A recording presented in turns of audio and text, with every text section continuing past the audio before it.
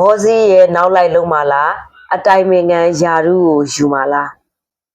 အားလုံးပဲမင်္ဂလာပါချင်းတွင်အေကွန်စာဘစ်ကဖောင်နာမက်ဆေ့မှာပဲဖြစ်ပါတယ် business တစ်ခုမှာအမျိုးသမီးတစ်ယောက်ရဲ့ supporti က100%အရေးကြီးပါတယ်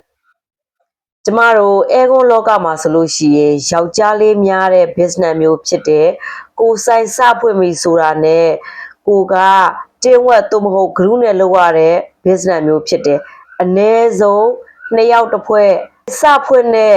အေကွန်ဆိုင်မျိုးဆိုရင်တော့3ယောက်ကနေ4ယောက်ထိဒီလိုမျိုး run ရတဲ့ business မျိုးဖြစ်တယ်ယောက်ျားလေးများတဲ့ business မျိုးဖြစ်ပါတယ်ဒီလိုမျိုးကိုယ့်ရဲ့တင်ကိုယ့်ရဲ့ဝန်ထမ်းတွေကကိုဘောစီရဲ့နောက်လိုက်အေရှင်မတစ်ယောက်လို့မြင်စေခြင်းလားဒါမှမဟုတ်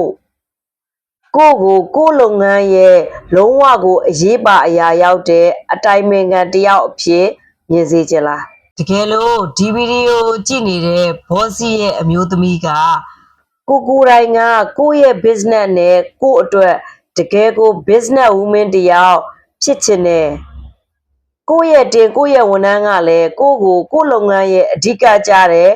အတိုင်ပင်ခံယာရုအနေနဲ့မြင်စေခြင်းတယ်ဆိုလို့ရှိရင် social media မှာကိုယ့်ရဲ့ business အတွက် personal branding တည်ဆောက်ပါလို့အကြံပေးချင်ပါတယ်ဒီဗီဒီယိုကအကျိုးရှိတယ်ဆိုလို့ရှိရင် share ပေးသွားဖို့မမေ့ပါနဲ့နောက်ထပ်ဗီဒီယိုတွေမှာပြန်ဆုံပါမယ်